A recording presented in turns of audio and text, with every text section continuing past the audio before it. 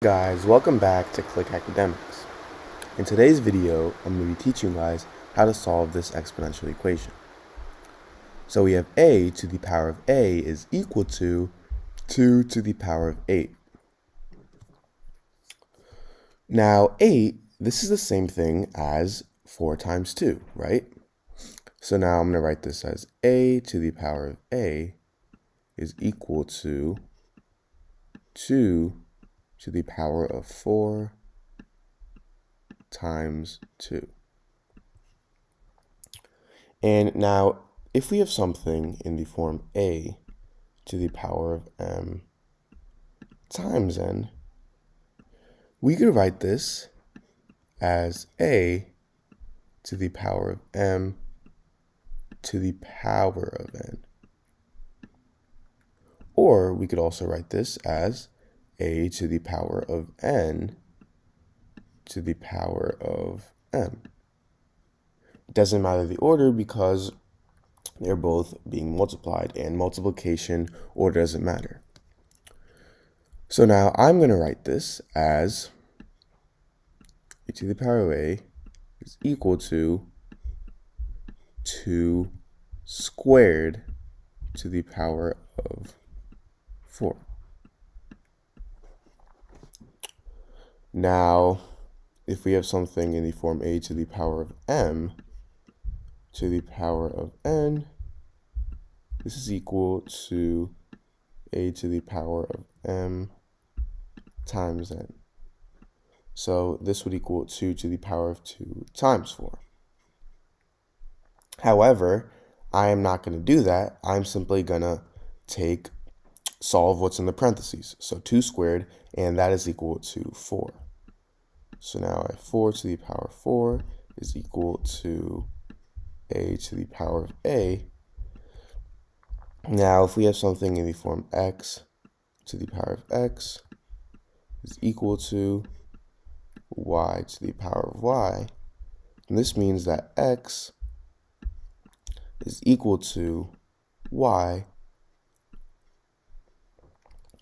as long as x is greater than or equal to 1.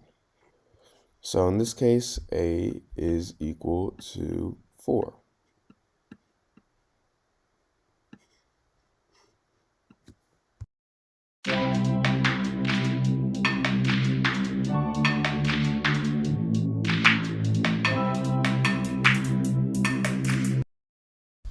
Hey guys, welcome back to Click Academics.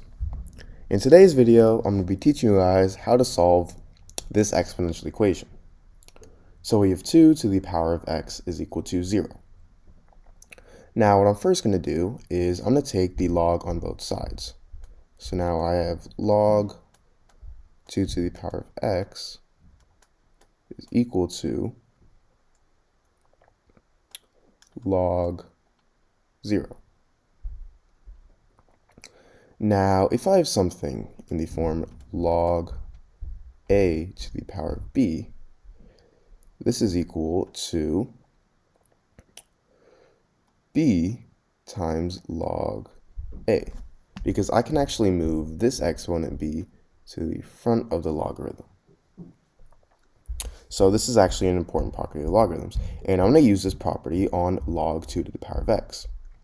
So I'm going to simply move this x to the front of the logarithm. So now I would have x times log 2 is equal to log 0.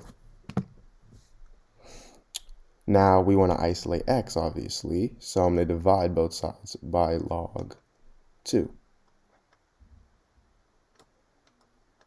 So then these two cancel out, and I would have x is equal to log 0 over log 2.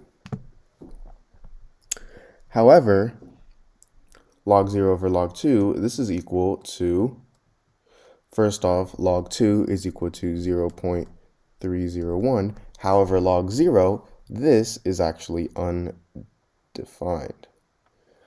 Log 0 is undefined, meaning x is also undefined, because you can't divide an undefined number over 0.0301. So this means that the value of x is